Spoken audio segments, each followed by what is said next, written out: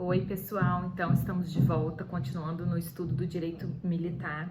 Agora nós falaremos um pouquinho sobre a Polícia Judiciária Militar. O leigo que ouve isso, Polícia Judiciária Militar, vai pensar, mas o que é isso?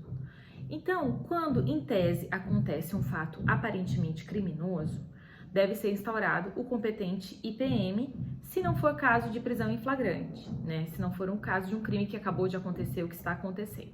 Então, vamos supor que sumiu um celular de um soldado que tinha deixado seu celular carregando durante o serviço.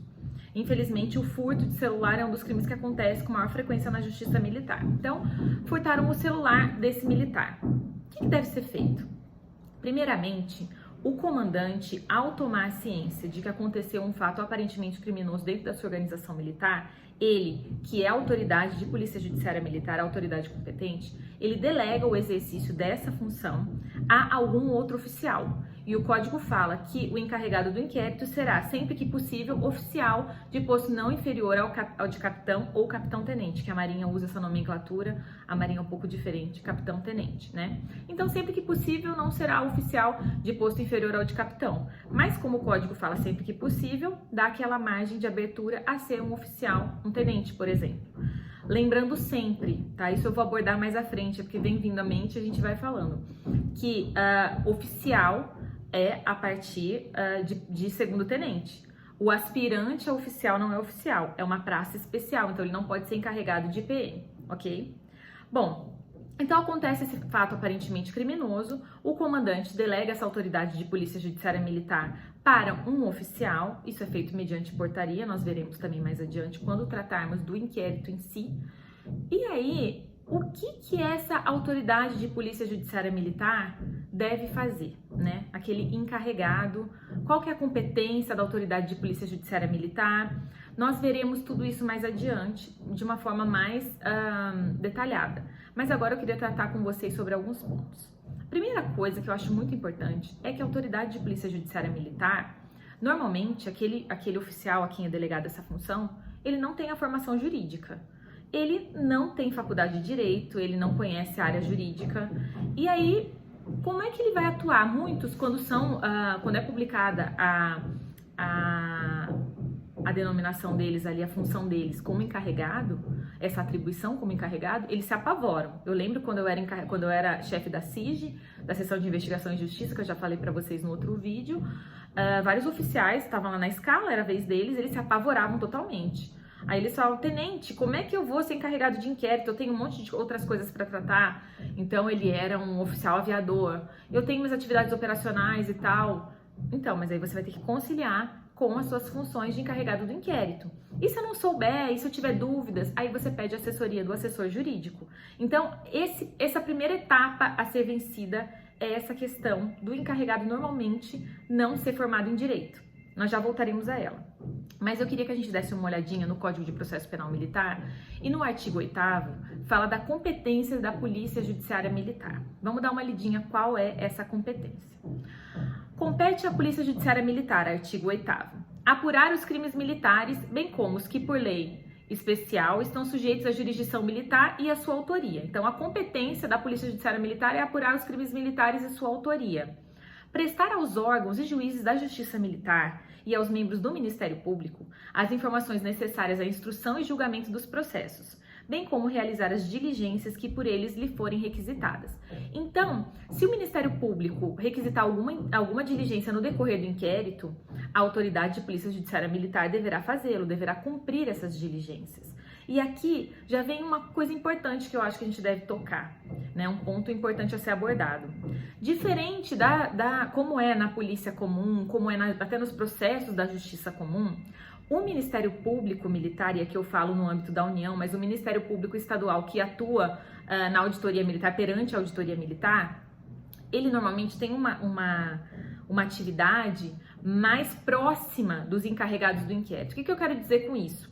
Como o encarregado do inquérito normalmente não tem informação jurídica, muitas vezes ele tem muitas dúvidas. E o que ele faz? Ele entra em contato com o Ministério Público para sanar essas dúvidas procedimentais mesmo, de como fazer, como agir devidamente. E o Ministério Público Militar presta essa assessoria, até porque o Ministério Público ele tem atividade de controle externo da atividade policial, que é uma das suas atribuições constitucionais, né? E ele presta essa assessoria, essa ajuda ao encarregado do inquérito. Então, é muito próximo essa questão do encarregado do inquérito, sempre tirar as dúvidas com o Ministério Público Militar. E até o artigo 14 do Código de Processo Penal Militar também prevê que em casos de grande complexidade e difícil apuração, que pode ser requerido ao procurador-geral que nomeie um promotor ou procurador que assessore aquele encarregado. Então, já houve casos em que, casos, por exemplo, de uma morte violenta que não se sabia do que era, um caso de grande complexidade, que foi requerido ao procurador-geral e foi nomeado mediante portaria a atuação de um promotor ou de um procurador para auxiliar aquele encarregado, justamente por conta dessa peculiaridade. Então, se os órgãos e juízes da Justiça Militar, membros do Ministério Público, requererem informações ao encarregado do inquérito, ele deve prestá-las, obviamente, tá? Cumprir os mandados de prisão expedidos pela Justiça Militar, representar a autoridades judiciárias militares acerca da prisão preventiva e da insanidade mental do indiciado. Lembrando, gente, isso é importante, eu quase cometi uma gafe aqui. Quando a gente fala em investigação, a gente tem que falar em indiciado ou investigado. Não se fala em acusado. Acusado é apenas quando há o recebimento da denúncia e aquele acusado ele é citado. A partir do momento em que há o recebimento da denúncia e aquela pessoa é citada, ou seja, ela toma ciência do chamamento dela ao processo como acusado, ela se torna acusada. Tá bom? Então vamos fazer essa diferenciação, que enquanto tem investigação, é só indiciado ou investigado. Então sempre lembra, I de investigação, I de indiciado, I de investigado. Bom, cumprir as determinações da Justiça Militar relativas aos presos sob sua guarda e responsabilidade, bem como as demais prescrições desse Código nesse sentido. Solicitar das autoridades civis as informações e medidas que julgar úteis à elucidação das infrações penais que esteja a seu cargo. Requisitar da Polícia Civil e das repartições técnicas civis as pesquisas e exames necessários ao complemento e subsídio de inquérito policial militar e atender, com observância dos regulamentos militares, a pedido de apresentação do militar ou funcionário de repartição militar à autoridade civil competente, desde que legal e fundamentado o pedido. Gente, essa questão de requisitar da Polícia Civil e das repartições técnicas civis, pesquisas e exames é muito importante porque muitas vezes, dentro da OM, não tem como se fazer alguns exames, né? Então, voltando ao caso de morte violenta que acontece dentro do quartel, não se sabe como ocorreu aquele fato. Então, muitas vezes, até para fazer o exame de corpo de delito, exame necroscópico, tudo isso é necessário que a Polícia Civil intervenha e faça esse trabalho. Então, é solicitado pelo encarregado do inquérito a esses órgãos civis essa colaboração. Por exemplo, Polícia Federal, para coletar, no caso aqui nas Forças Armadas, né? Para coletar, por exemplo, fazer a parte papiloscópica para ver se tem impressão digital na arma. Coisas desse sentido. Obviamente que muitas coisas podem ser realizadas dentro da própria OM. Há algumas OMs que têm já um instituto de perícia, até um instituto de criminalística. É bem interessante que algumas OMs têm essas possibilidades, mas muitas não têm. Então, essa questão de requisitar os órgãos civis é muito importante. O encarregado, ele tem que estar pronto para tomar essas medidas e muitas vezes de forma muito rápida. Acabou de ocorrer aquele crime, aquela prova pode se perder e por isso que a atuação dele é tão importante, tá? Agora, voltando à questão do encarregado não ser bacharel em direito, que ocorre com muita frequência. O que deve ser feito? Então, há muita crítica da doutrina, de operadores do direito militar com relação a isso. Por quê? Muitas vezes o encarregado, ele acaba comprometendo a prova, acaba tomando algumas atitudes que podem macular o próprio inquérito, né? E aí não surge aquele resultado que deveria surgir de uma investigação completa, uma investigação bem feita, porque na esfera civil, fazendo esse paralelo, quem é delegado de polícia é um bacharel em direito que fez 5 anos de faculdade, fez um concurso público e tem todo esse cabedal jurídico para aplicar na prática. Ao passo que o encarregado do inquérito, não. Muitas vezes o encarregado do inquérito é um oficial médico, né, que não tem esse conhecimento jurídico, enfim, são tantas outras carreiras, tantas outras coisas que aquele oficial não tem esse conhecimento. Então, ou às vezes ele até tem o conhecimento, algumas academias de polícia, por exemplo, tem as matérias de direito penal militar, processo penal militar, ele até tem o conhecimento, mais ou menos teórico, mas ele não lida com isso na prática, então vão surgir muitas dúvidas. E algumas pessoas têm tocado no assunto, alguns doutrinadores, eu até coloquei aqui um texto complementar, para se pensar se seriam necessárias criações de delegacias de polícia judiciária militar, ou se seria necessária a criação de uma carreira, né, de delegado de polícia militar. São questões a serem refletidas. Há um promotor de justiça, o doutor Adriano, que ele traz a questão de que esse encarregado, a partir do momento que ele seja nomeado encarregado, ele faça um curso para que aprenda como ele deve agir durante a investigação. Isso também é bem interessante. E já fazendo um paralelo com o processo que nós veremos mais adiante, até do próprio juiz militar que é sorteado, né, para compor os conselhos de justiça. Ele não tem o mínimo conhecimento jurídico, chega lá, ele vai se deparar com questões muitas vezes extremamente técnicas, questões de prescrição, questões processuais, de nulidades, e ele vai ter que decidir aquilo. Então, é necessário um curso para que esse militar, ele possa, no caso dos juízes militares, decidir com mais segurança, com mais fundamentação, no caso dos encarregados, para que ele possa exercer o seu mistério de uma forma mais legítima, de uma forma mais concreta, de uma forma mais segura.